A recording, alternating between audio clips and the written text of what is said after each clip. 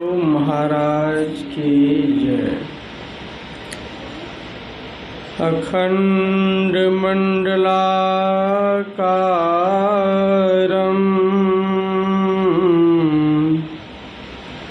व्याप्तं येन चराचरं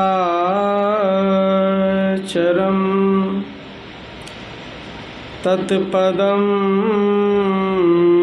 दर्शितं येन तस्मै श्री गुरुवे नमः। परम गुरुवे नमः। परात्पर गुरुवे नमः। परमात्मा गुरुवे नमः। आत्मा गुरुवे नमः। आदि गुरुदेव अनादि गुरुदेव अनंत गुरुदेव अखिल गुरुदेव चरण गुरुदेव शरण गुरुदेव। श्री गुरु महाराज चरणारविंद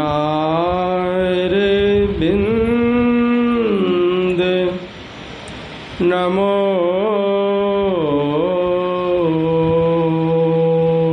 नमस्ते।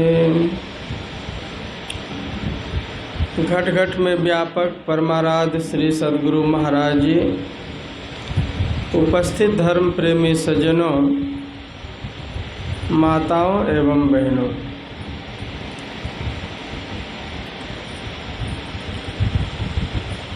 अभी हम लोग संत मत के सत्संग में बैठे हुए हैं। इस सत्संग के द्वारा ईश्वर भक्ति का प्रचार किया जाता है। ईश्वर कहते हैं दुनिया को जो बनाने वाले हैं, और भक्ति का अर्थ होता है सेवा। उनके प्रति श्रद्धा का भाव रखना, उनके प्रति विश्वास का भाव रखना कि जब इतनी बड़ी दुनिया बनाई गई है और सबका प्रतिपाल हो रहा है, तो भगवान की दृष्टि हमारे ऊपर में भी है। हम भी सृष्टि का हिस्सा हैं। तो जीवन का जो आधार होता है वह परमात्मा ही होता है, और किस बहाना से किनको क्या दे देंगे कहना मुश्किल है। एक प्यारी कथा है कि एक बार भगवान ने एक दूत को भेजा मृत्यु भुवन में किसी की आत्मा को लाने के लिए। वह एक विधवा स्त्री थी और उनके छोटे छोटे बच्चे थे। तो देवदूत को बड़ी दया आ गई। उसने कहा कि इस घर में तो इनके पति पहले गुजर चुके हैं और मासूम छोटे छोटे बच्चे, अगर मैं स्त्री को भी इनकी आत्मा को ले जाऊंगा तो फिर बच्चों का प्रतिपाल कौन करेगा। उनके मन में ऐसा ख्याल आ गया। जो भगवान से अनुरोध करके कुछ मोहलत दे देना चाहिए, जब तक कि बच्चा कुछ बड़ा हो जाए ना, तो फिर तो भगवान से कहा कि प्रभु मुझे तो बड़ी दया आ रही। वह स्त्री मरणासन अवस्था में और छोटे छोटे बच्चे उनके पास रो रहे थे। तो मैं कैसे उनकी आत्मा को लेकर के आता। तो मेरी इच्छा है कि कुछ दिन और उनको जीने दीजिए, इतने दिनों तक कि जब तक उनके बच्चे बड़े हो जाएं। तो भगवान ने कहा कि इसका मतलब कि तुम तब हमसे भी ज़्यादा जानते हो, मैं क्यों भेजा उनकी आत्मा को लाने के लिए? तो सिर्फ मुझे ही पता है, और इस तरह तुमने आज्ञा का उल्लंघन किया है, इसीलिए तुम्हें अब एक सज़ा मिलेगी। तुमको मृत्यु भुवन में जाकर के कुछ दिनों तक रहना पड़ेगा, और जब यह रहस्य खुल जाएगा कि मैंने क्यों भेजा था उस स्त्री की आत्मा को लाने के लिए, तभी तुम्हें इस सज़ा से मुक्ति मिलेगी और तुम्हारा उद्धार होगा और तुम दोबारा फिर मेरे पास वापस आ सकोगे।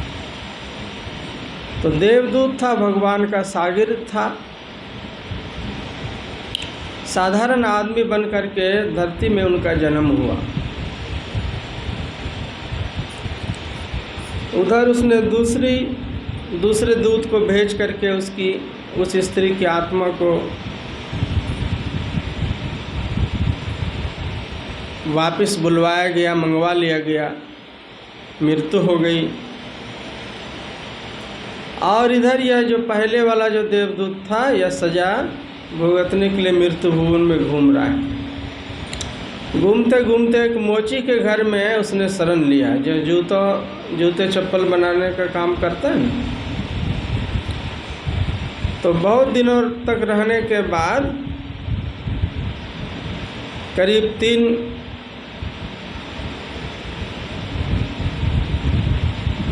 15-20 साल तक उसने सज़ा भुगती भगवान के द्वारा, जो था मृत्यु भुवन में रहने का। तो करीब 15-20 साल के बाद क्या देखता है कि अमीर घर की स्त्री जूते चप्पल बनवाने के लिए आई हुई है। तो उनके साथ में और 3 बच्चियां भी थी जो नाप देने के लिए आया था। असल में उन तीनों लड़कियों की शादी होने वाली थी और वो अमीर घराने की महिला उसी के नाप का जूता बनवाने के लिए उसके घर में आया हुआ। तो पूछा कि ये सब कौन है, क्योंकि आपके वेशभूषा से तो नहीं लगता है कि ये आपके खास परिवार का कोई सदस्य, मेल नहीं खा रहा था। और बहुत अमीर घराने की थी। और वो तो कहा कि असल में 20 साल पहले हमारे पड़ोसी में एक स्त्री की मौत हो गई। ये मासूम तीनों बच्चे बेसहारा हो गए थे, तो इन्हीं तीनों को मैंने गोद में लिया है और अच्छी तरह से इनकी परवरिश किया है। और अब शादी विवाह करके मैं पूरी तरह अपनी जिम्मेदारी को निभा करके मुक्त होना चाहती हूँ। तो पता किया कि वह स्त्री कहाँ की थी, जो इसकी माँ थी जो गुजर गई। तो मालूम हुआ कि वही स्त्री थी जिसको उसने लाने से उनकी आत्मा को इनकार कर दिया था कि छोटे छोटे बच्चे का कौन परवरिश करेगा, कैसे क्या होगा। तब उनको अपने गलती का एहसास हुआ कि जो मैं सोच रहा था भगवान उससे कहीं ज़्यादा उस बच्चों के लिए सोच करके रखा था। अगर मैं उस स्त्री की आत्मा को भगवान से कह करके कुछ दिनों तक संसार में रहने का आदेश मिल भी जाता तो भी इन बच्चियों की गरीबी दूर नहीं हो पाती। गरीब घर में ही न पालन होता। लेकिन अचानक गुजर जाने से और उसी रास्ते से वो अमीर घर की महिला गुजर रही थी, तो उनको दया आ गई और उनको गोद लिया गया। तो उससे कई गुना ज़्यादा सुख सुविधा और आराम वाली जगह में उनका परवरिश हुआ, पढ़ाई हुई और अच्छे कुल खानदान में उनका शादी विवाह भी होने लगे। तो कहने का मतलब क्या है कि जीवन का जो आधार होता है वह परमात्मा होता है। और किस बहाना से किनको क्या दे देंगे ये कोई नहीं जानता है। तू समर्थ बड़ा। गुरु नानक देव जी महाराज कहते, ऐ मालिक परमात्मा तुम बहुत बड़े हो और सामर्थ्यवान हो, तू समर्थ बड़ा, मेरी मत थोड़ी राम, मेरी जो बुद्धि है बहुत ही अल्प है। आदमी ज़्यादा से ज़्यादा कितना दूर तक सोचता है? ज़्यादा से ज़्यादा अपने बारे में सोचता है, अपना परिवार के बारे में सोचता है, थोड़ा और ज़्यादा लोग सोचता है तो देश समाज के बारे में सोचता है। अब भगवान को पूरे दुनिया का फिक्र है, जो दुनिया में आया है उनका भी फिक्र है, जो दुनिया में आने वाला है उनके लिए भी व्यवस्था हो रही है। आज देखिए हम लोग इस दुनिया में आने से पहले क्या स्थिति थी, 40 साल 50 साल पहले देश दुनिया की क्या स्थिति थी? बहुत ज़्यादा गरीबी हुआ करती थी। लोग वास्तव में जिसको गरीब कहते हैं कि खाने पहनने के लिए लोग टूटे पुराने चप्पल पहन करके लोग अच्छा परीक्षा देने जाते थे। गांव घर में सबके घर में धोती कपड़ा नहीं होता था, कहीं बरतवारी जाना होता था तो दूसरे से धोती मांग कर लाई जाती थी। लेकिन कहाँ है, सब बदल गया है कि नहीं बदल गया है? अब गरीब से गरीब आदमी भी घर में अच्छे से वस्त्र धारण कर सकता है, अच्छा भोजन कर सकता है। तो उसके पहले हम लोग जानते थे कितनी व्यवस्था होगी? नहीं जानते थे। लेकिन हम लोगों को दुनिया में आने से पहले भगवान ने तमाम व्यवस्थाएं कर दी हैं। और जो आने वाले जनरेशन होंगे तो उनके लिए और क्या क्या सुविधा होगी। जितना अभी जैसे स्कूल कॉलेज इतना बन गया, इतना 4 लाइन रोड बन गया, ये सब था पहले।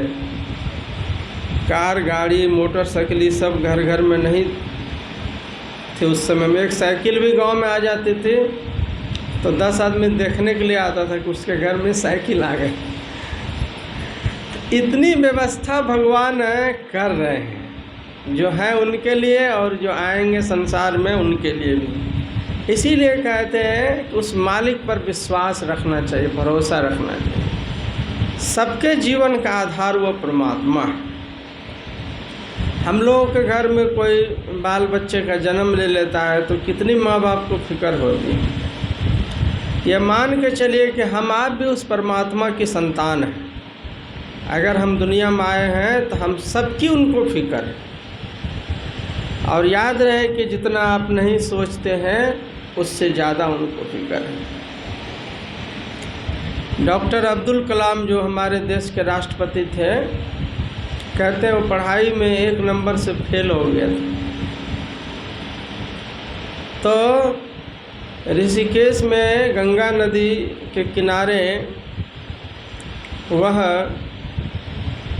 चिंतित अवस्था में वो चला जा रहा था। कहिए कि सुसाइड करने के लिए जा रहा था, क्योंकि घर में गहना जेवर बेच करके उसने पढ़ाई की थी। इतना भी नहीं बचा उनके पास में कि किराए की वापस में अपने गांव को लौट सको। तो सोचा कि अब तो जीवन में कुछ सार है नहीं, तो इधर ही मर जाना बेहतर है। तभी एक महात्मा की दृष्टि पड़ गई। उनका नाम था शिवानंद सरस्वती जी। देखा कि कोई विद्यार्थी है और बार बार गंगा के किनारे इधर से उधर भटक रहा है। इंतज़ार में था कि सुनसान हो जाए जगह तो इसी में डूब करके अपना जीवन लीला ख़त्म कर। आवाज़ दिया, कहा कि बच्चा इधर आओ। गया, कहा बड़ा परेशान देखता हूँ। कहा कि हाँ महात्मा जी, असल में जो जीवन का उद्देश्य था मेरा पायलट बनने का, और बहन ने सब गहना जेवर बेच करके मेरी पढ़ाई कराई, और अब उस स्थिति में मैं नहीं हूँ कि इतना बार फेल हुआ, आखिरी बार भी 1 नंबर के कारण छट गया हूँ। अब न उम्र रही न वो सपना पूरा होने का रहा समय। अब इतना भी समय नहीं है कि मैं किराया भी नहीं है मेरे पास, तो सोचता हूँ कि इधर ही किसी तरह नदी में डूब करके मर जाऊँ तो अच्छा है, इसीलिए मैं बहुत देर से घूम रहा। तो महात्मा जी के मुख से निकला कि जो तुम सोच रहे हो और जो तुम चाह रहे हो, पाने की ख्वाहिश रखते हो, क्या पता भगवान इससे ज़्यादा तुमको देने के लिए सोच रखे हो। तो पहला चीज़ हाथ से छीनेगा तब न दूसरा चीज़ देगा। पहले से हाथ में कोई चीज़ भरा हुआ है तो दूसरा चीज़ कैसे हटेगा। पहला चीज़ हाथ से गिरेगा, दूर जाएगा, छूटेगा, तब न दूसरा बड़ा चीज़ आएगा हाथ में। तुम जितना सोचते हो उससे तुम्हारे लिए भगवान ज़्यादा कुछ सोच रहा है। कहा कि ऐसी बात है। कहा तब मुझे क्या करना चाहिए। कहा कि तुम्हें वापस अपना घर जाना चाहिए और यह सब बात अपने फैमिली से शेयर करना चाहिए, न कि बुज़दिल होकर के कहीं बीच रास्ते में ही मरने की जो सोच रहे हो।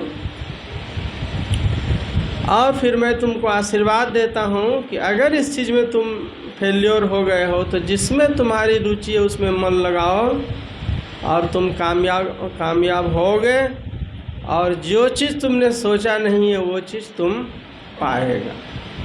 तो फिर महात्मा जी ने किराया दी उनको, वापस अपने गांव गया। तब बाद में सोचा कि अब तो पढ़ाई, डिग्री और जो पायलट बनने का उम्र था सब पार हो गया। तो कुछ विज्ञान में रुचि थी, वैज्ञानिक का काम वो करने लगा और उसमें उनको सफलता मिल गई। और फिर बाद में वो हमारे देश के राष्ट्रपति भी बने और भारत रत्न का सम्मान भी उनको मिल गया। तो कहने का मतलब क्या है, एक पायलट बनता तो किसी दूसरे अमीर आदमी का जहाज़ चलाता, कोई देश का यही नहीं करता। लेकिन राष्ट्रपति की सेवा में कितना सेवक और पायलट और जहाज़ हाजिर रहता है, सोचिए आप। रेलगाड़ियाँ हाजिर रहता है, घुड़सवार हाजिर रहता है, क्या नहीं होता है उनके लिए मतलब व्यवस्था। तो इसीलिए कहते हैं कि भगवान पर आदमी को विश्वास रखना चाहिए। हिम्मते मर्दे मदद एक खुदा, कहते हैं इंसान अगर हिम्मत रखे तो परमात्मा हर तरह से संजोग बना करके उनको मदद करता है, क्योंकि वो परमात्मा आपके अंदर में जीवनी शक्ति के रूप में विराजमान रहता है। यह सब जो ज्ञान है हम लोगों को सत्संग से मिलता है। ईश्वर की भक्ति क्यों करना चाहिए, ईश्वर पर विश्वास क्यों रखना चाहिए, इसीलिए कि यह सारी दुनिया उन्होंने बनाई है और हम लोगों का जीवन भी उसी से जुड़ा हुआ है। परमात्मा चाहे तो आदमी जिंदा है तब न सोचता है सुख दुख लाभ हानि, ये कर लेंगे वो कर लेंगे। तो जीवन सबसे बड़ा चीज़ है और जीवन की बागडोर है परमात्मा के हाथ में। जीवन है तो सब कुछ है, याद रखिएगा। पढ़ाई है, बिजनेस है, नौकरी है, पेंशन है, माँ बाप रिश्तेदार सब कुछ। आज जीवन नहीं है, ख़त्म हो गया तो सब कुछ ख़त्म हुआ कि नहीं हुआ। तो आप चाहते हैं कि हम दुनिया में कामयाब हो जाएं, अच्छी पढ़ाई कर लें, अच्छा धन कमा लें, बहुत नाम कमा लें, तो जीवन रहेगा पहले तब न कमाइएगा ये सब चीज़। जीवन का आपको आइडिया है कि कब तक आप जिंदा रहने वाले हैं। 10 साल जिएगा कि 100 साल जिएगा कि 5 साल कि 50 साल, जानते हैं? नहीं जानते हैं तो फिर आपका जीवन कैसा है। एक तरफ से आप प्रयास भी कर रहे हैं और दूसरे तरफ से संदिग्ध भी है आप। चाहे तो भगवान की कृपा हो गई, लंबा समय जी लिए, उनका आशीर्वाद हो गया तो हर चीज़ में सफलता मिल गई। और वहीं बीचे में जीवन की डोर को काट दिया हो बीचे में, तो फिर आगे बढ़ सकिएगा? नहीं बढ़ सकिएगा। तो सबसे बड़ा चीज़ क्या है? जीवन है। और जीवन हम आपके हाथ में नहीं है, वह किसी और के हाथ में है। तो जिनके हाथ में है, जीवन के सहारे सब कुछ हासिल करना चाहते हैं और जीवन की बागडोर जिनके हाथ में है, पहले उन्हीं के प्रति श्रद्धा, विश्वास और भक्ति का भाव रखना चाहिए और उस परमात्मा की इबादत करनी चाहिए। इबादत मीन्स होता है सेवा, खिदमत। क्या सेवा करेंगे? किसी को याद करना भी उनकी सेवा होती है। नहीं कहते हैं कि फ़ोन पर बतियाते हैं तो क्या कहते हैं, अरे भाई तुम तो भुला गए, हमको कभी याद करते हो इतना दिन के बाद? या बहुत दिन के बाद कोई मिलने आता है तो कहता है एकदम दूज के चांद बन गए। पता नहीं पश्चिम में सूरज कैसे उग गया, आज इतने दिनों के बाद तुम दिख रहे हो। कम से कम तो कभी खोज खबर भी ले लिया करता। तो अपना आदमी कहीं दूर भी हो, कम से कम फ़ोन से भी हाल समाचार पूछ लेता है तो उसको अपनापन का एहसास होता है। तो परमात्मा चाहे कितना अदृश्य शक्ति हो, हमसे दूर महसूस होता हो,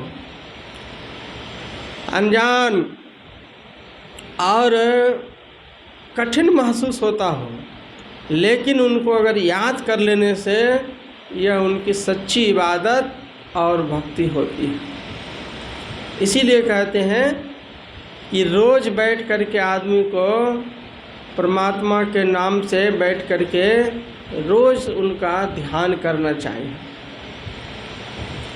या गुरु जो बतावे वो साधना कीजिएगा तो वह भी परमात्मा की भक्ति होगी। रोज़ ध्यान करना चाहिए आदमी। हम इस दुनिया में क्यों आए हैं, यहाँ मुझे कब तक रहना है और जाना है इस दुनिया की यात्रा को पूरा करके, तो कहाँ जाना है उधर खोजिए। यह सब ज्ञान जो है आदमी को चिंतन मनन करना चाहिए। इसी के लिए यह मनुष्य शरीर मिला है। मनुष्य शरीर जो है इसी के लिए मिला हुआ है।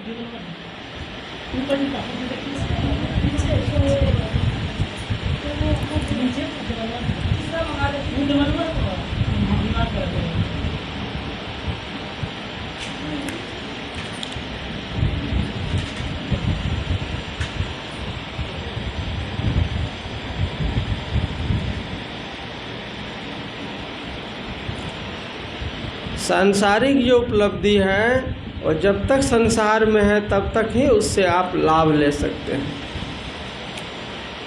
और ये साधना, मन की शांति, मेडिटेशन, आत्मा को उन्नत और पॉजिटिव विचार में हमेशा रखना, यह नेक्स्ट जीवन में भी आपके काम आता है। क्योंकि हम लोग जो कुछ यहाँ पर अभी हैं, यह सिर्फ प्रेजेंट की कमाई नहीं है। पहले जो हम लोगों का गुण था, हम लोगों का स्वभाव था, हम लोगों का कर्म था, उसके अनुसार इस जन्म में सब कुछ मिला जुला मिलता है। जैसे माँ बाप, आयु, स्वास्थ्य, बुद्धि, संस्कार सबका अलग अलग होता है ना। तो अलग अलग होता है तो कैसे होता है? अपने कर्म के अनुसार होता है। जिस तरह आपने कमाई की थी उस हिसाब से आपको मिला हुआ है। इस जन्म में हम लोग अधिक से अधिक अगर सत्कर्म करेंगे, नेकी की कमाई करेंगे, सत्संग और ध्यान करेंगे, तो यह आत्मा को अधोगति में जाने से बचाएगा और यह जीवन और अगला जीवन, दोनों जीवन हम लोगों का सुखदायी होगा। इसीलिए कहते हैं इसकी पहली सीढ़ी है सत्संग। जहाँ कहीं सत्संग होता है वहाँ आदमी को समय निकाल करके जाना चाहिए। जाइएगा।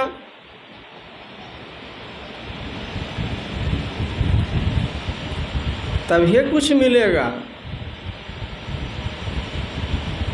जिसने मरना सीख लिया, जीने का अधिकार उसी को है। जिसने कांटों पर चलना सीखा, फूलों का हार उसी का है। जो जीवन में कष्ट उठाता है, उसी के नाम का भविष्य में जय जयकार भी होता है। तो सत्संग में आप आइएगा तो थोड़ा घर का काम भी छूटता है, लेकिन यह जो कष्ट है, यह तपस्या है, यह जीवन में आपके जीवन में फूलों की हार मतलब खुशियाँ लेकर के आएगा आपके जीवन में। इसीलिए जहाँ कहीं सत्संग होता है वहाँ आदमी को वक्त निकाल करके जाना चाहिए। और जिन्होंने गुरु धारण नहीं किया है उनको गुरु के शरण में भी जाना चाहिए। गुरु के शरण में जाइएगा तो आपकी आत्मा को सद्गति मिलेगी। अभी जो यह सत्संग हो रहा है तो यह स्वर्गीय भगीरथ प्रसाद यादव जी के पुण्य स्मृति में हो रहा है, दूसरी पुण्यतिथि है। तो संत मत से दीक्षित थे। तो संत मुए का रोइए जो अपने गृह जाए, और रोवो साकट बापुरा जो हाटे हाट बिका। कहते हैं कोई संत महात्मा साधक किस्म का आदमी है, सत्संगी है, अच्छा कर्म करने वाला व्यक्ति है, और उनका शरीर छूटता है तो क्या रोइए, क्या रोते हो उसके लिए? जो अपने गृह जाए, वो तो अच्छा कर्म किया तो अपने अच्छे धाम में पहुंच गया वो। रोवो साकट बापुरा जो हाटे हाट बिकाए। कहते हैं अगर पछतावा करना चाहते हो, किसी के लिए अफसोस जताना चाहते हो, तो ऐसे व्यक्ति के लिए जताओ जो कि निगुरा बन करके इस दुनिया से मर करके चला गया। अब हाटे हाट बिकाए मतलब कभी कुत्ता के जोने में जाएगा, कभी बैल के जोने में जाएगा, कभी गधा के जोने में जाएगा। एक हाट में भी अस्थिर से रहने नहीं देगा। यहाँ ठीक से बिक्री नहीं हुआ, दूसरे हटिया में जैसे जानवर सबको कैसे ले आत्मा को ट्रांसफ़र करते जाता है। अच्छा कर्म नहीं किया तो और उन्नत से अवनति की ओर चले जाता है उनकी आत्मा। उन्नत शरीर था, मानव का शरीर था। इसीलिए हम लोग कोई घर में कोई मेंबर ऐसा बूढ़ा बुजुर्ग गुजर जाते हैं तो उनकी आत्मा की शांति के लिए सत्संग करवाते हैं। इसको ज्ञान यज्ञ कहा जाता है। इसका फल निश्चित ही मिलता है उस आत्मा को। लेकिन सही नियम क्या है कि जीते जी ऐसा कर्म कर ले हम। बाल बच्चे अगर करवाए नहीं करवाए तो परवाह नहीं है, अपने बलबूते पर हम भगवान के पास पहुंच जाए, अच्छी गति को प्राप्त करना। बाल बच्चों में विविधता भी होती है। और दूगो बेटा सत्संगी है, कोई कहता है कि नहीं कराइए, कोई कहता है भंडारा कराइए, कोई कहता है नहीं कराइए, कोई कहता नहीं इतना धूमधाम से कराना है, पूरा दान दक्षिणा देना है, कोई कहता है कि नहीं कम खर्च में कराना है। तो विविधता आ गई। भंडारे में देखते हैं एक बेटा कहता है कि बाबूजी गुजर गए 5 मिठाई खिलाएंगे, और कोई कहता है कि नहीं 2 मिठाई में काम चला लो। तो जीते जी जो आप सत्कर्म कर लिए तो वो आपकी निजी पूंजी हो गई हो। और अगर आपने बाल बच्चों को अच्छा संस्कार दिया है तो आपके गुजरने के बाद भी आपके नाम से घर में सत्संग होते रहेगा। कई लोग जिनको श्रद्धा होती है, कई पुण्यतिथि में लोग कराते हैं। तो यह उनकी कमाई को दर्शाता है कि नहीं अच्छा आदमी था, बाल बच्चों को भी अच्छा संस्कार दिया था, आपस में मेल है तो उनके नाम से बाद में भी सत्संग। कोई बच्चा जन्म लेता हमारे घर में, हम उनके नाम से सत्संग करवाते हैं। तो क्या बतलाता है? वो बच्चा कम भाग्यशाली नहीं है जिसके जन्म होने के साथ ही घर में कोई आध्यात्मिक अनुष्ठान हो रहा है। तो वह बच्चे की आत्मा और उनका संस्कार भी जुड़ा हुआ है उसमें। सभी व्यक्ति के नाम से सभी तरह का पुण्य कर्म नहीं हो पाता है, लेकिन सही नियम क्या है कि घल्ले आए नान का सद्य ही उठ जाए। मतलब भगवान जब इस दुनिया में आदमी को भेजता है तो उनका जन्म होता है, और जब परमात्मा की इच्छा से वापस बुला लिया जाता है तो उनको जाना भी पड़ता है, जाना पड़ता है। तो अफसोस उनके लिए मनाना चाहिए जो कि साकट बन करके, निगुरा बन करके जो इस दुनिया में जिया और वैसा ही जीवन बिता करके वो चला गया। सत्संगी लोगों को सत्संग पर, अपने कर्म पर, अपने वसूल पर विश्वास और श्रद्धा होनी चाहिए, और नहीं तो जीते जी अगर अच्छा कर्म नहीं करता है आदमी तो उनको बाद में पछताना पड़ता है। मन पछतई है अवसर बीते, दुर्लभ देह पाई हरिपद भजूं, कर्म वचन अरुहिते। कहते हैं ऐसा नहीं हो कि यह मनुष्य शरीर रूपी बेशकीमती समय आपके हाथ से निकल जाए और आपको पछताना पड़े। अभी आपका स्वास्थ्य ठीक है, आप घर के मालिक हैं, आप चाहे तो ध्यान में बैठ सकते हैं, आप चाहे तो कोई घर में धार्मिक अनुष्ठान करवा सकते हैं, क्योंकि आपकी बात चल रही है। एक समय हो जाएगा जब आप बहुत वृद्ध हो जाइएगा तो घर में तो आप रहिएगा, लेकिन आपका हुकूमत चलना कम हो जाएगा, किसी के और के हाथ में हुकूमत आ जाएगा। तो फिर चाह करके भी आप कोई सत्कर्म नहीं कर सकिएगा, और शरीर जर्जर हो जाएगा तो चाह करके भी ध्यान आप नहीं कर पाइएगा। इसीलिए समय पर ही हर चीज़ शोभा देती है, तो समय पर आदमी को करना चाहिए। दुर्लभ देह पाई हरिपद भजू, कर्म वचन अरुहिते, मन पछतई है अवसर बीते। ये शरीर क्या है, बर्फ की नाई है। बर्फ का बहुत बड़ा ढेला हो और कोई ला के घर में उसको रख दे, और सदुपयोग में नहीं लगावे तो पिघल करके समाप्त हो जाएगा कि नहीं हो जाएगा। तो आपका तो मनुष्य शरीर वैसा ही है, प्रति क्षण आपकी आयु, शरीर की शक्ति छीन हो रही है। देखने में लगता है कि वही आदमी जिसको कल देखे तो वही सुबह उठ करके आ गया, वो आदमी नहीं है। एक दिन में तो बहुत कुछ बदल जाता है, सोच विचार, आदमी का माइंड बदल जाता है, आयु छीन हो जाती है, बहुत चीज़ हो जाता है। तो प्रति क्षण हम मृत्यु की तरफ में बढ़ रहे हैं। इसके पहले जीवन के रहस्य को जान लेना चाहिए कि हम इस दुनिया में क्यों आए हैं। इसी के लिए मनुष्य शरीर मिला हुआ है। तो कितना जीते हैं यह सवाल नहीं है, आप कैसे जीते हैं। आपका थोड़ा जीवन भी सार्थक हो सकता है। अब बहुत लंबा जीवन भी जैसे तैसे जीने से, भगवान बुद्ध के पास एक बुजुर्ग आदमी गया तो पूछा कितनी उम्र है आपकी। कहा कि गुरुदेव 4 साल। कहा देखने में तो लगते हैं 60-70 वर्ष के। कहा हुजूर जब से दीक्षा लेकर के आपके शरण में साधना कर रहा हूँ उसी की गिनती करता हूँ, अब बाकी जो जीवन जैसे तैसे काम चला गया तो उसका तो कोई लेखे नहीं है। 4 साल से गुरु दीक्षा लिया हूँ, आपके शरण में रह करके उसी का गिनती करता हूँ। तो कहा कि धन दौलत तो बहुत कमाए होंगे, बड़े सेठ जी थे। कहा कि धन दौलत भी ज़्यादा नहीं कमाए हैं, मात्र 10,000 रुपया कमाए हैं। कहा कि आप तो करोड़पति अरबपति लगते हैं। कहा उसमें से जो 10,000 रुपया दान दिए हैं वही हमारा अपना पैसा है, बाकी तो सब बेटा पोता सब ले लिया, सब कारोबार छीन लिया। सब जो अपने हाथ से दान दे दिए वो मेरा निजी कमाई हो गई। मेरी जो समय दीक्षा लेकर के आपके शरण में गुजारे हैं तो मेरा वास्तव में समय सार्थक हुआ। तो साकट बन करके कोई 100 बरस जीता है और गुरु दीक्षा लेकर के एक दिन जीता है, तो कहते हैं उस 100 बरस के जीने वाले से एक दिन के जीने वाले का जीवन श्रेष्ठ होता है। यह सत्संग और ध्यान की महिमा है। भगवान बुद्ध ने कहा कि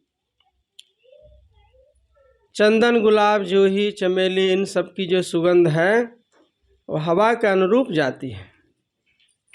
अगर पूरब की हवा है तो पूरब से खुशबू आएगी, लेकिन जो सदाचार की खुशबू है, जो साधना की खुशबू है, जो अच्छे कर्म की खुशबू है, जो सत्संगियों के नेकी वाला कर्म करने का जो खुशबू है, वो हवा के विपरीत दिशा में भी जाती है।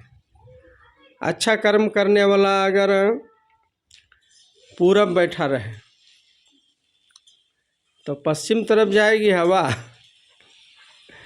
और उत्तर दक्षिण चारों तरफ जाएगा, उसके विचारों की हवा जाएगी। क्योंकि किसी ने बड़ा खूबसूरत कहा है कि आदमी अगर बहुत ज़ोर से बोलता है, ऊंची आवाज़ में बोलता है, तो अधिक से अधिक आदमी उनकी वाणी को सुन सकता है। लेकिन वह ऊंचे विचारों को अगर बोलता है तो उससे कितना आदमी लाभ लेगा, इसका कोई ठिकाना नहीं है। ऊंची आवाज़ में बोलने से तो जो आदमी सामने वही न स्पष्ट सुनेगा, लेकिन विचार में अगर ऊंचाई हो तब तो सुन लेगा, तो किसी का भी कल्याण हो जाएगा। इसीलिए संत महापुरुष कहते हैं कि आप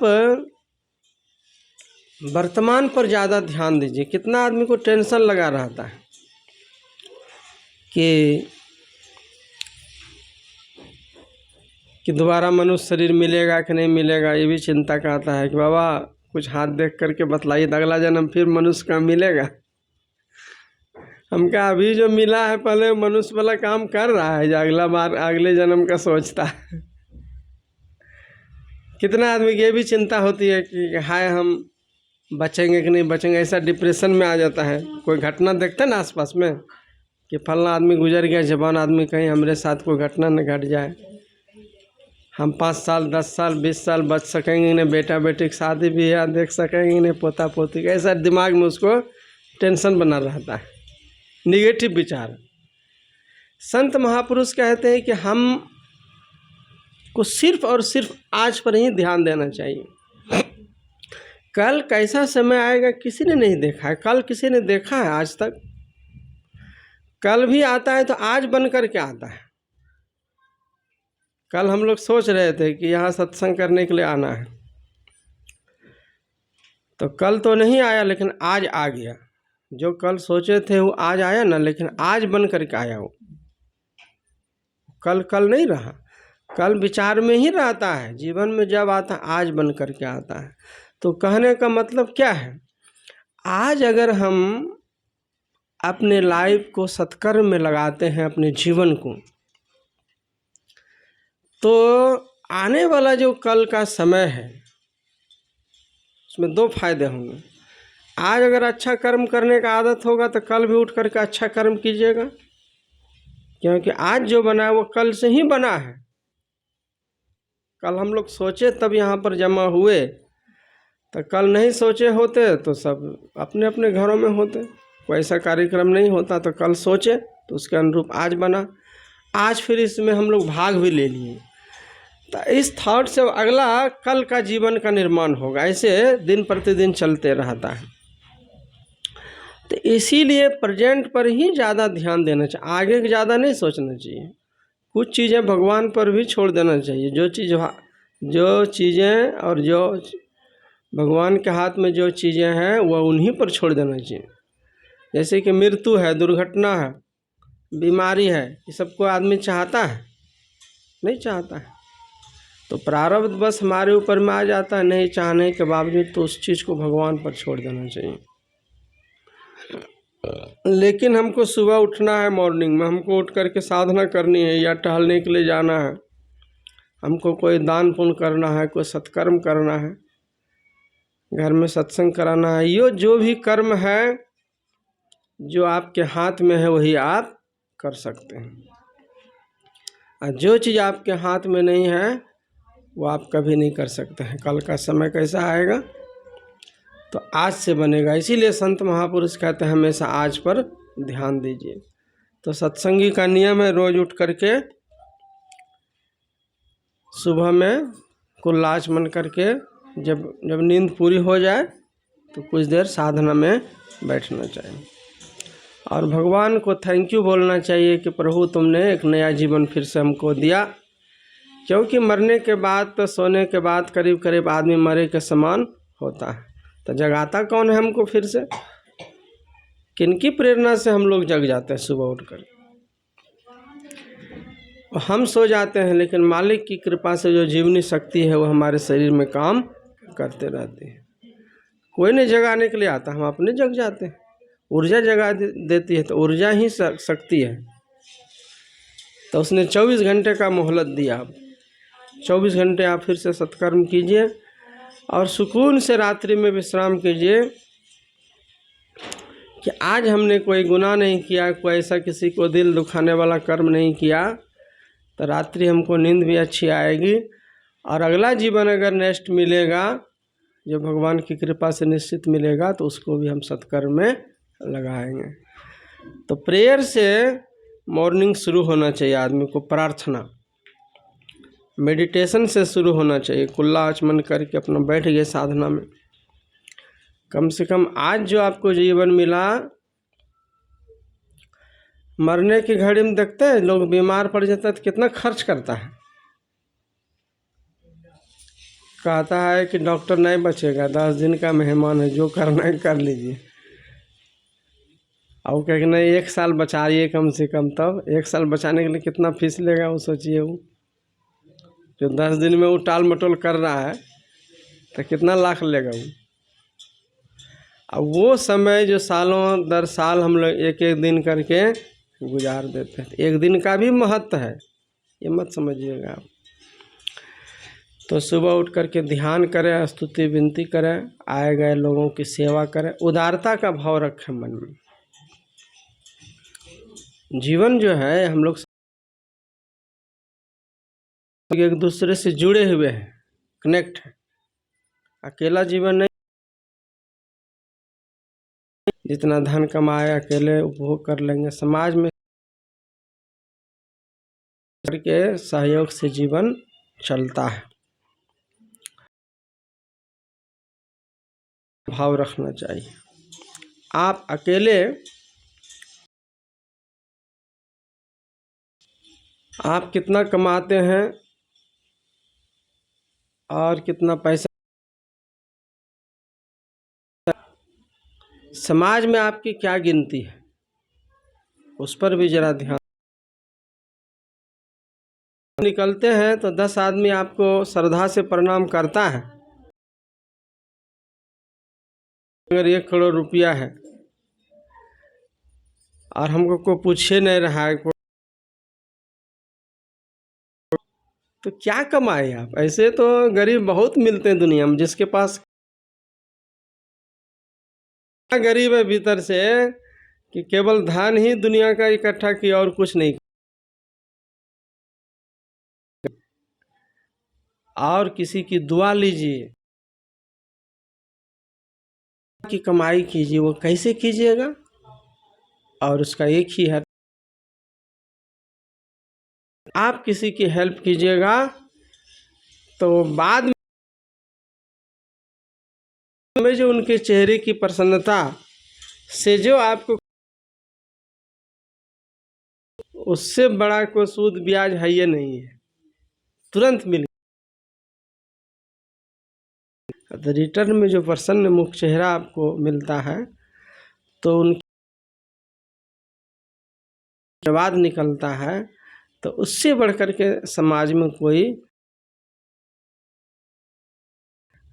और उससे आपको पॉजिटिव ऊर्जा मिलती है,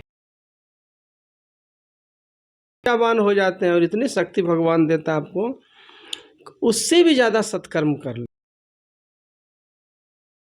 ये विशाल हृदय रखिए।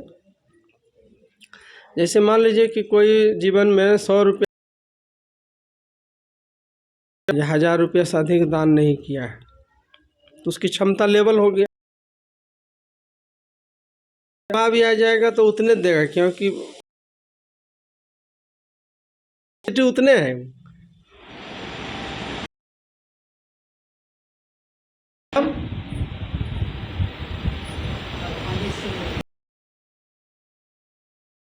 करवा रहा है तो उतना बड़ा संजोग बना करके दे रहा है। ये क्यों नहीं भूलते हैं आप? काम आपसे होता है तो उसके पीछे और किसी बड़े व्यक्ति, तो सेवा से मनुष्य कहते हैं दुश्मन भी रिझ जाता है। अगर माँ बाप साधु संत पड़ो रिझ जाए और वह हमको बहुत आशीर्वाद दे दे, गुरु भगवान का आशीर्वाद मिल जाए, नहीं है। इसीलिए मनुष्य को के मन में सेवा का, सेवा आप धन से भी कर सकते हैं, सेवा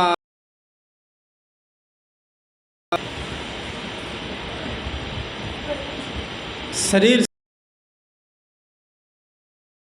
और सेवा आप अपने अच्छे विचारों से भी लोगों की कर सकते। अच्छे विचारों से सेवा की,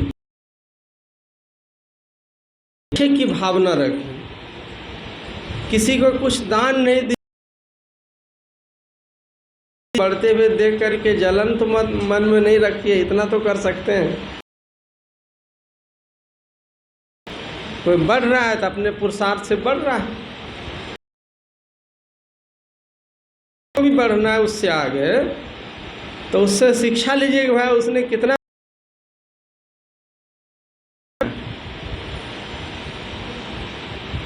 और जलन तो कोई उपाय नहीं है।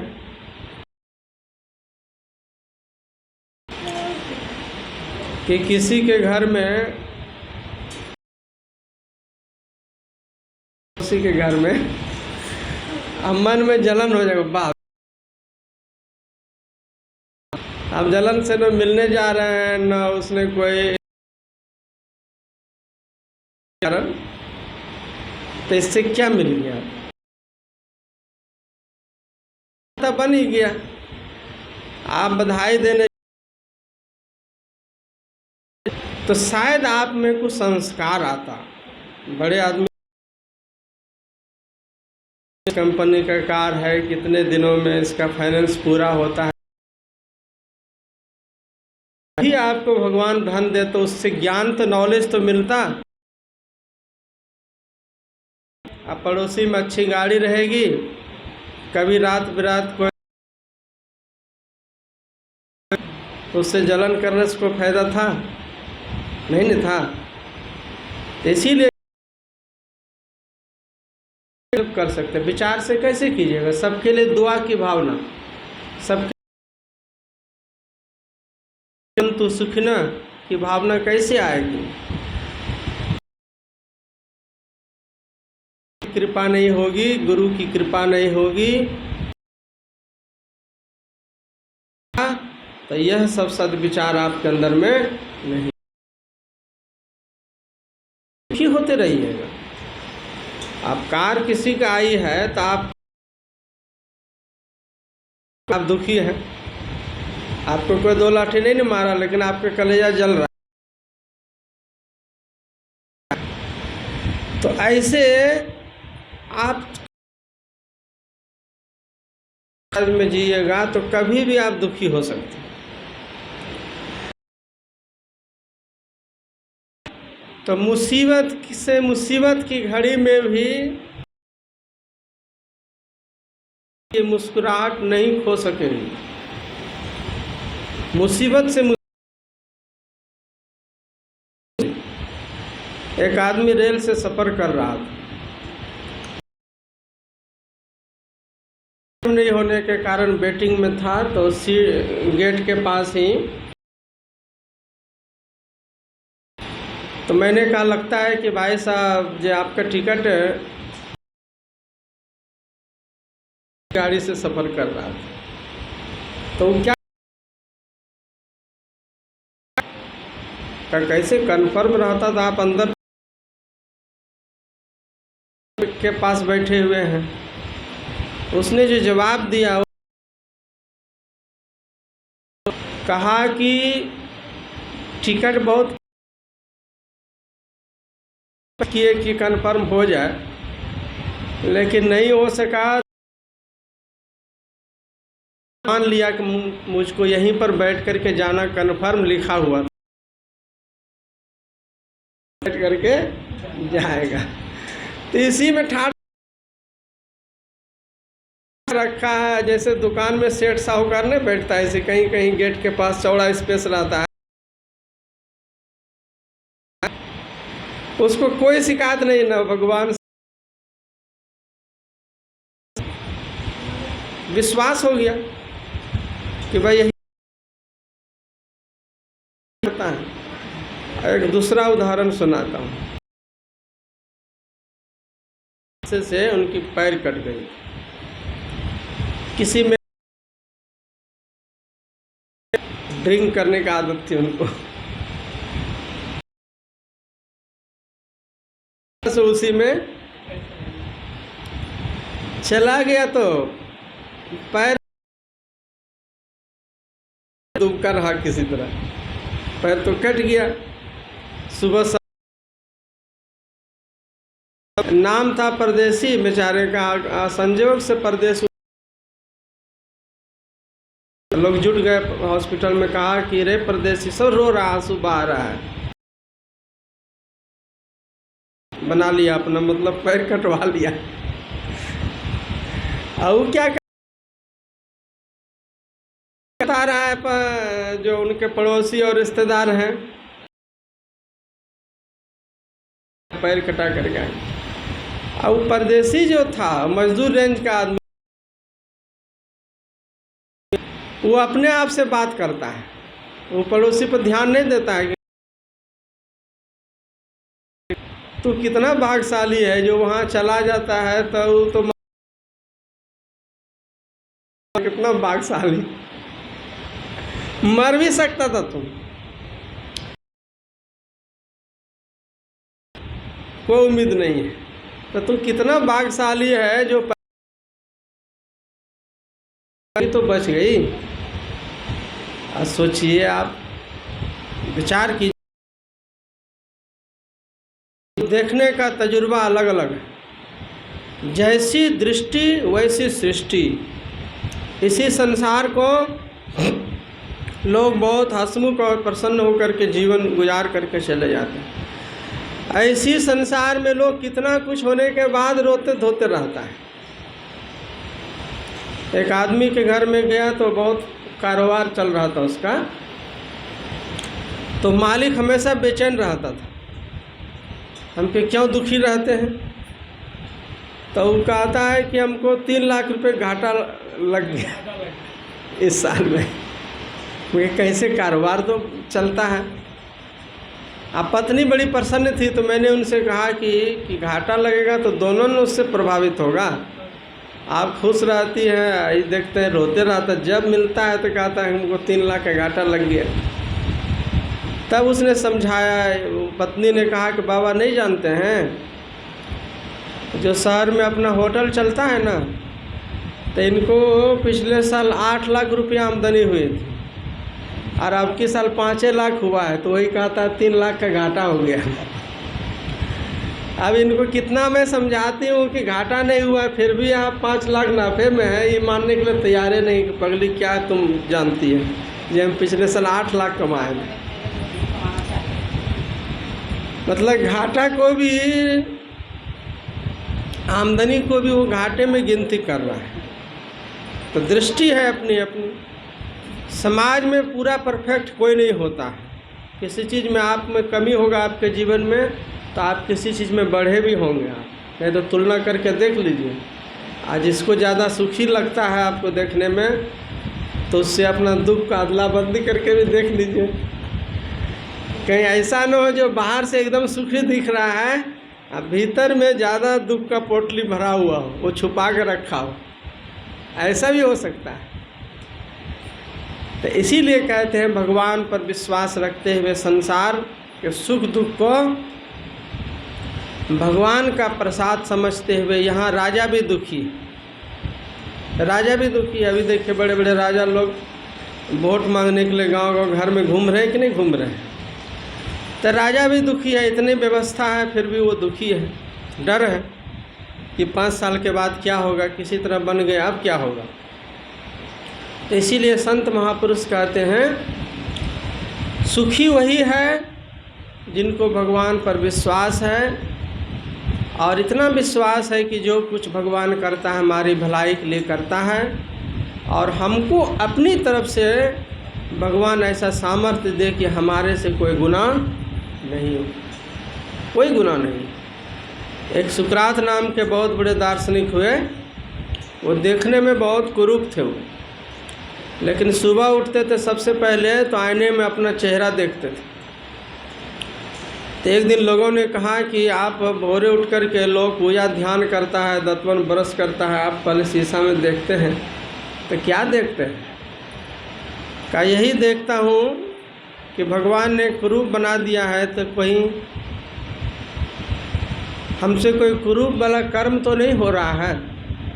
वही रोज़ मैं चेहरे को देख करके तुलना करते रहता। और तुम लोगों को भी चेहरा देखना चाहिए, जो सुंदर से सुंदर व्यक्ति है, कि भगवान ने मुझे जब इतना सुंदर बनाया है तो कहीं मुझसे असुंदर वाला कार्य ना हो जाए। सुंदर बनाया है तो सुंदर वाला कर्म करके भी इंसान को दिखाना चाहिए। और भगवान ने शरीर से अगर थोड़ा कम सुंदरता दी है, लेकिन अपने कर्म में आप सुंदरता ला सकते हैं, आप इतना महान बन सकते हैं। शरीर की सुंदरता तो चंद दिनों की होती है। सुंदर से सुंदर व्यक्ति के चेहरे पर भी एक न एक दिन झुर्रियाँ पड़ ही जाती हैं, लेकिन विचार की सुंदरता, स्वभाव की सुंदरता, मीठे वचन की सुंदरता, सेवा की भाव की सुंदरता, यह सब जो है लॉन्ग टाइम तक आदमी के साथ में रहता है, और उसी के साथ हम लोग जीते हैं। कहीं बरतवारी होता है तो क्या देखता है लोग? पहले बाहरी सुंदरता देखता है, और स्वभाव कैसा है वो परख नहीं पाता है। लेकिन जीना है तो स्वभाव के साथ ना। सुंदर व्यक्ति भी बीमार होगा, वृद्धावस्था होगा तो अवस्था चेंज होगी कि नहीं होगी? सब सुंदर रहता है बचपन में, और सभी बच्चे अपने माँ बाप के लिए सुंदर होते हैं। लेकिन सवाल ये नहीं है, सवाल ये है कि आप विचार आपका कितना सुंदर है। और विचार की परख तो जीवन साथ में जीने के बाद ही पता चलता है, और तुरंत नहीं पता चलेगा। इसीलिए संत महापुरुष कहते हैं ऐसा विचार बनाइए कि किसी को आपके स्वभाव से, कर्म से तकलीफ़ न पहुँचे।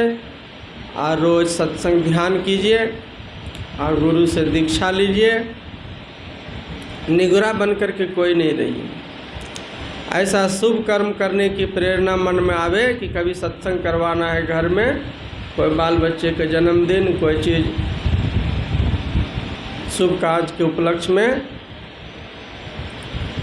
तो ऐसे पवित्र कार्य में अनदेखी नहीं कीजिए, उसको कर लीजिए जीवन में। अगर एक भी सत्कर्म करने की इच्छा आती है, क्योंकि कल कैसा समय आएगा कोई नहीं जानता है, और समय हाथ से निकल जाएगा, वह विचार भी हाथ से निकल जाएगा, तो फिर वह लौट करके नहीं आएगा। तो इसीलिए यह संत मत का सत्संग है, और इसमें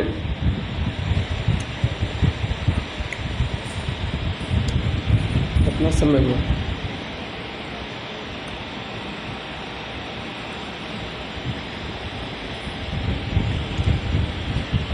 घड़ी में 2 बजने वाले हैं, और खुद जुड़िए, बाल बच्चों को जोड़िए। बता चुका हूँ कि हमारा जीवन जो है सो अमूमन बाल बच्चों के लिए समर्पित होता है। तो हम सिर्फ संसार की कमाई, धन दौलत एन कैन प्रकार ठगी करके, चोरी करके, जमा करके न दें, जिससे कि बाल बच्चों का मस्तिष्क बिगड़ जाए। उनको अच्छा विचार की कमाई दें। अच्छे विचार की कमाई तब आप दीजिएगा जब आप खुद अच्छे विचारवान बनिएगा, तो गरीबी में भी बरकत हो जाएगा। बहुतों को देखते हैं कि माँ बाप बहुत गरीबी में बहुत अनपढ़, बहुत खेती किसानी करने वाला, लेकिन अच्छा संस्कार देने से बाल बच्चा ज़्यादा आगे बढ़ जाता है। और जैसे तैसे कमाई करके हम सिर्फ चाहेंगे सिर्फ कि धन कमा के दे दें और बाल बच्चा सुखी हो जाएगा, ऐसा कभी नहीं हो सकता। विचार से सुखी होगा और कारोबार अच्छा चल रहा है तो धन भी कमा करके दीजिए, चूँकि एक्चुअली धन कमा रहे हैं तो सीख लेने कमा रहे हैं तो धन उनका होगा ही, लेकिन धन कमाने में शुद्धता होनी चाहिए। तो खुद जुड़िए अच्छे लाइन से, वैष्णव बनिए। गुरु से दीक्षा कैसे लीजिएगा? घर में खान पान बिगड़ा हुआ रहेगा तो ध्यान कीजिएगा, मन नहीं लगेगा। एक तरफ जीव हिंसा होगी और दूसरे तरफ में करुणा का भाव नहीं रहेगा, बैठिएगा ध्यान में मन नहीं लगेगा। इसीलिए कहते हैं कि वैष्णव बनिए, नशा पत्ती सब चीज़ का त्याग कीजिए, अच्छा संस्कार लाइए। चाय रोटी यही सब का नशा यही बहुत है। इसके अलावा जो चीज़ भी आप नशे की वस्तु सेवन करते हैं वह सिर्फ और सिर्फ अपने स्वास्थ्य को हानि पहुंचाते हैं और बाल बच्चों को गलत मैसेज देते हैं। आप एक आदमी अपने बेटे को लेकर के बढ़िया कॉलेज में एडमिशन कराने जा रहा था, रेलगाड़ी में बैठ के, जैसे कोटा ये सब होता है ना राजस्थान। अब बगल में बैठ कर के सिगरेट भी पी रहा है। सिगरेट पीने की आदत थी पिताजी को, तो तलब आई, माचिस निकाला, सामने में महर्षि संसेवी महाराज बैठे हुए थे। ये भी नहीं ज्ञान आया कि महात्मा जी बैठे हैं तो उसके सामने में नहीं पिया या पूछ ले। पब्लिक पैलेस में तो ऐसे इजाज़त लेके अब पिया जाता है कि किसी को हमारे व्यवहार से तकलीफ़ नहीं हुई। तो महात्मा जी ने क्या कहा, हुजूर ने, संसेवी महाराज ने कहा कि देखिए आपके जीवन में अमावस्या और पूर्णिमा दोनों की झलक मिलती है। तो कहा कैसे? कहा बच्चे को अच्छे स्कूल में कॉलेज में एडमिशन कराने जा रहे हैं तो इसका जीवन पूर्णिमा की तरह उज्जवल होगा, बढ़ेगा जीवन में। कहा कि अमावस्या, कहा इस सामने में जो बैठ कर के जो सिगरेट पी रहे हैं बेटा, जवान बेटा के सामने में, तो उनके जीवन में यह मैसेज जा रहा है कि कल हम भी अच्छी नौकरी करेंगे, बढ़ेंगे, पिताजी के समान पैसे कमाएंगे तो हम भी बैठ कर के सिगरेट पिएंगे। तब लाड से समझाया, तब उसी समय माचिस वगैरह खिड़की से बाहर फेंक दिया।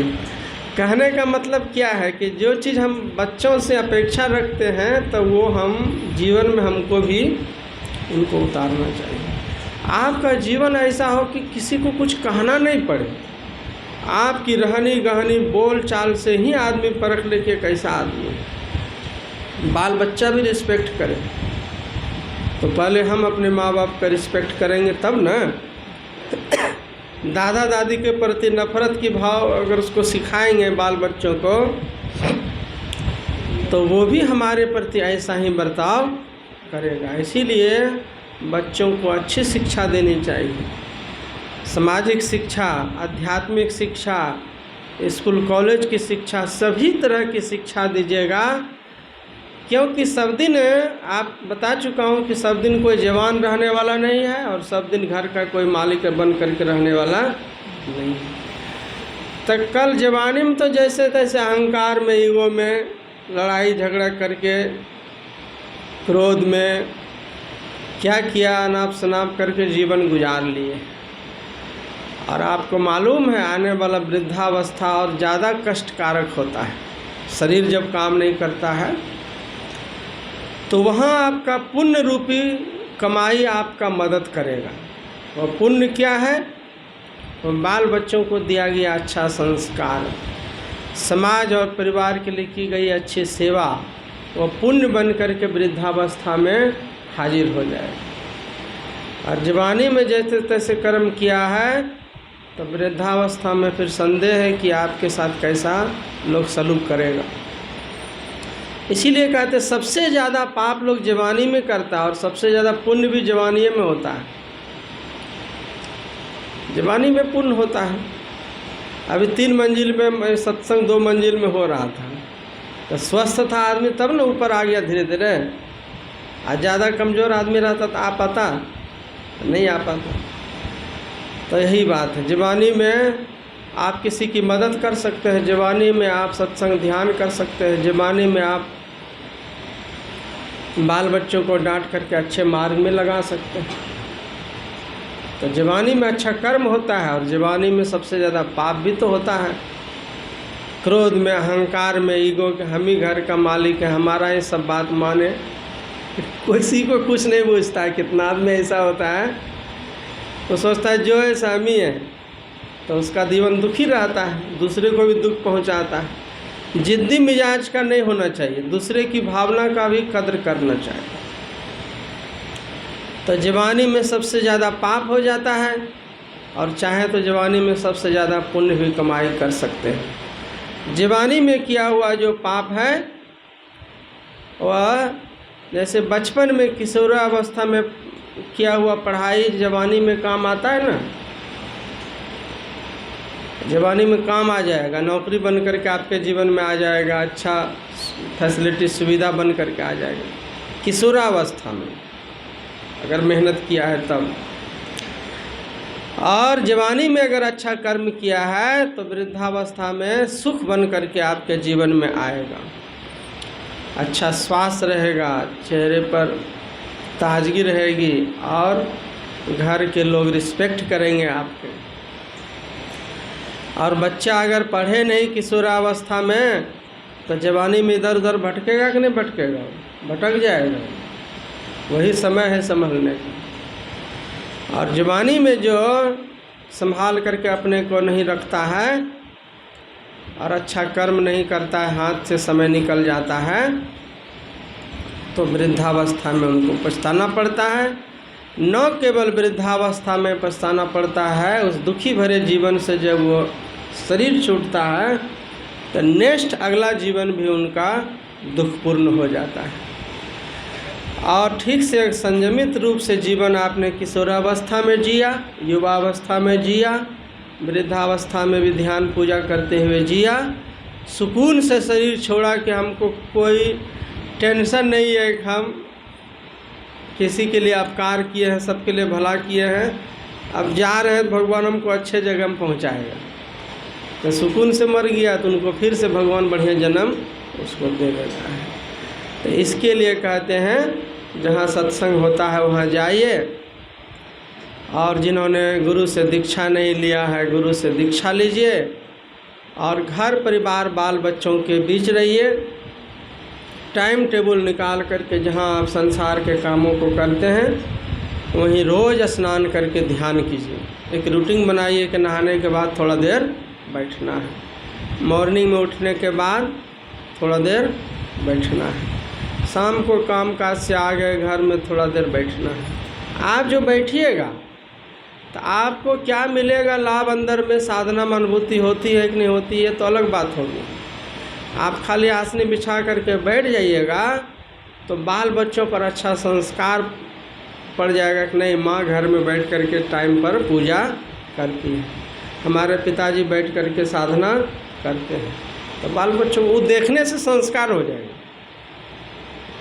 तो हम जैसे तैसे कर्म को करेंगे और बच्चों से सिर्फ अच्छा कर्म की अपेक्षा रखेंगे तो संभव नहीं है। तो चलते फिरते जप कर सकते हैं। आप भोजन बना रहे हैं मन ही मन गुरु महाराज का जप कीजिए। आप साइकिल चला रहे हैं मन ही मन जितना बार पैडल मारिए उतना बार जप कीजिए। आप किसी सीढ़ी पर चढ़ रहे हैं छत के ऊपर में जितना बार पैर रखिए उतना बार मंत्र का जप कीजिए। आपका काम भी नहीं छूटता है और भगवान का नाम भी नहीं छूटता है। तो इस तरह करके हम अपने जीवन को उन्नत दशा में आत्मा को मैक्सिमम से मैक्सिमम पॉजिटिव अवस्था में पॉजिटिव थॉट में रख सकते हैं। और इससे क्या होगा, साधना में आपको मन लगेगा, बल मिलेगा। इसीलिए वैष्णव बनने के लिए कहा जाता है खान पान को सुधारिए। और खान पान में नशा भी आता है और हिंसा भी वर्जित आता है। वर्जित करने के लिए कहा जाता है और नशाओं का भी वर्जित करने के लिए।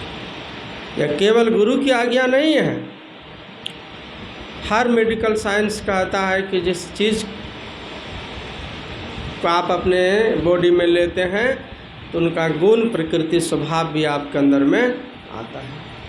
अगर आप जानवर के मीट का भक्षण करते हैं तो जानवर का जो गुण स्वभाव हो आपके अंदर में आएगा। इसीलिए सदाचारी बनिए और सात्विक आहार ग्रहण कीजिए, बुजुर्गों के प्रति सम्मान का भाव रखिए और गुरु के प्रति श्रद्धा रखिए, भगवान पर विश्वास रखिए कि जो मालिक कर रहा है वो बिल्कुल हमारी भलाई के लिए कर रहा है। हम आप उनकी संतान हैं। तो शुरू में लगता है कि दुख जीवन में आया, दुख के पीछे में सुख छुपा हुआ है, वो सिर्फ भगवान को मालूम रहता है। इसीलिए दुख में सुख में जो उस मालिक को नहीं भूलता है वह असली भक्त कहलाता है और उसका जीवन सार्थक होता है, उसका जीना सार्थक होता है, उसी की भक्ति की कमाई होती है। तो साधना में जब आप गुरु दीक्षा लीजिएगा तो मंत्र जप करने के लिए आपको बताया जाएगा, और जो नहीं लिए हैं तो कैसे जानिएगा? अपने मन से कीजिएगा, किताब में पढ़ करके, यूट्यूब में देख करके ध्यान करिएगा तो सीधे रांची पहुंच जाइएगा। कभी ऐसा काम हरगिज नहीं कीजिएगा। उसमें सब अनपढ़ सब आदमी खाली यूट्यूब बना करके कुछ न कुछ वीडियो डाल देता है। जो स्वयं साधना कर रहा है किसी जानकार आदमी से अदब के साथ पेश आइए और श्रद्धा से सिखाइए। वहाँ सिखाने वाला निःशुल्क बैठा हुआ है। श्रद्धा ही कीमत है। और आप जो वैष्णव बनते हैं, नशाओं का त्याग करते, वही आपकी मेन पूंजी है। ये दो पूंजी लेकर के जाइए, विनम्र हो करके ज्ञान को सीखिए। आप संसार के कामों को भी तो सीख करके करते हैं, तो भक्ति वाला काम अपने मन से कभी नहीं कीजिएगा। तो वही उसकी साधना है। कुछ देर जप करना पड़ता है, फिर बाबा का, गुरु महाराज का ध्यान, और फिर दृष्टि योग की क्रिया होती है। अंधेरे में एक टक से बैठ करके अंधेरे में देखना पड़ता है। तो कैसे देखिएगा? जानकार आदमी से सीखिए। और आपके अंदर में परमात्मा की आवाज़ और ज्योति दोनों का दर्शन होता है। उसको जो जान जाता है, उस ज्योति का जो दर्शन कर लेता है और उस आवाज़ को जो सुन लेता है, तो परम भाग्यशाली व्यक्ति होता है। उसका आवागमन का चक्र मिट जाता है, जन्म मरण का रहस्य उनके अंदर में प्रकट हो जाता है। अभी आदमी संदेह में बना हुआ है, कहता है कि हम तो अच्छा कर्म करते हैं, फिर दुख क्यों आ जाता है? तो अच्छा कर्म किए तो इस जन्म में कहना आपको ज्ञान है, अब पहले वाला इसी जन्म का तो लोग भूल जाता है। कितना आदमी के गाली दिए हैं, कितना बार बचपन में झूठ बोले, याद रहता है? ये सब चीज़ नहीं याद रहता है। इतना आदमी का माइंड कमज़ोर है कि इस जन्म में 10 दिन पहले क्या खाए हैं आगे पूछेंगे तो कोई नहीं बता सकेगा। तो पिछले जन्म की बात कैसे याद रखें? लेकिन भगवान के पास सभी जन्मों के कर्मों का हिसाब रहता है। एक डायरी ऐसी भी है जिसमें कहीं मिसिंग नहीं होता है। आप यहाँ झूठ बोल के किसी को कह सकते हैं हम नहीं बोले, अब वहाँ रिकॉर्ड बजने लग जाए, आपके आवाज़ में वीडियो चालू हो जाए, तब तो कैसे मुकर सकिएगा? मोबाइल, टेलीविज़न, ये सब तो अभी आया हुआ है। दिल में ऐसा कैमरा लगा हुआ है कि भगवान के घर में सब रिकॉर्ड हो रहा है, सुबह से शाम तक जो जो कर्म करते हैं ना। इसीलिए जब कोई आदमी मर जाता है तो क्या कहते हैं कि चित्रगुप्त इसका लेखा जोखा लेगा, उसके हिसाब से इसको नेक्स्ट जीवन मिलेगा। चित्रगुप्त किसको कहते हैं? चित्रगुप्त एक पदवी है, मतलब कोई ऐसा मुनीम बैठा हुआ है भगवान, जो हमारे सभी कर्मों का चित्रगुप्त रूप से बना रहा है, उसी को चित्रगुप्त कहते हैं। जीवन भर के सभी कर्मों, आपको पता भी नहीं चलता है, गुप्त रूप से वहाँ सब आपका चित्र बन रहा है। अब तब न वो हिसाब बनाएगा, तो उसको चित्रगुप्त कहते हैं। तो इसीलिए सदैव अच्छा कर्म हो, इसीलिए सत्संग जहाँ होता है वहाँ जाइए और गुरु से दीक्षा लीजिए और घर परिवार बाल बच्चों के बीच रहते हुए पढ़ाई करते हुए ध्यान कीजिए। अगर कोई पढ़ने वाला बच्चा है तो ध्यान पढ़ाई दोनों में एकाग्रता की ज़रूरत है। एकाग्र मन से पढ़ाई कीजिएगा तो ध्यान में भी मन लगेगा, और एकाग्र मन से ध्यान कीजिएगा तो पढ़ाई में भी मन लगेगा। दोनों एक दूसरे से जुड़ा हुआ है, विपरीत कुछ नहीं है दुनिया में। इसीलिए संत महापुरुष कहते हैं कि इन सब बातों को समझिए, और इसी को समझाने के लिए जगह जगह पर संत मत के सत्संग का आयोजन होता है। और इसी क्रम में यहाँ पर एक सिटिंग का सत्संग, ये जो गया भगवान बुद्ध की आत्मज्ञान की भूमि है, और कृष्णापुरी कॉलोनी में जो हमारे सत्संगी थे भगीरथ, स्वर्गीय भगीरथ प्रसाद जी, तो दूसरी पुण्यतिथि है। मतलब 1 साल 23 में एक बार हो चुका, 24 में फिर से। तो उन्हीं के नाम से सत्संग, क्या नाम है माता जी का नाम क्या है? नदिया देवी। नगिया देवी, हाँ। तो नगिया देवी जी ने अपने पति की याद में, उनकी पुण्य स्मृति में एक सिटिंग का सत्संग यहाँ पर संत मत का सत्संग का आयोजन करवाया। यह इनके द्वारा कैसा कर्म हुआ। जीवन में लोग बहुत किस्म के कामों को करता है, बहुत तरह के धंधों में धन को लगाता है, समय को लगाता है, बुद्धि और विचार को लगाता है। लेकिन याद रहे, जो कभी भी जीवन में एक बार भी सत्संग करवा लेता है अपने घर में, या जाकर कहीं सत्संग सुन लेता है, तो उसके बराबर का पुण्य और कुछ नहीं होता है।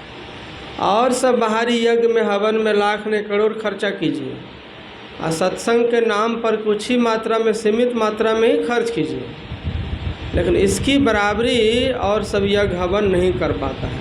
कहिए क्यों?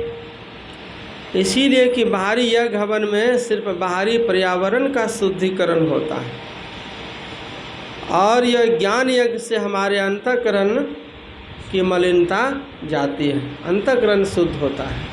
इसको ज्ञान यज्ञ कहा जाता है। जितना देर हम लोगों ने ज्ञान सुना है, प्रवचन सुना है, तो ज्ञान की खेती किया है।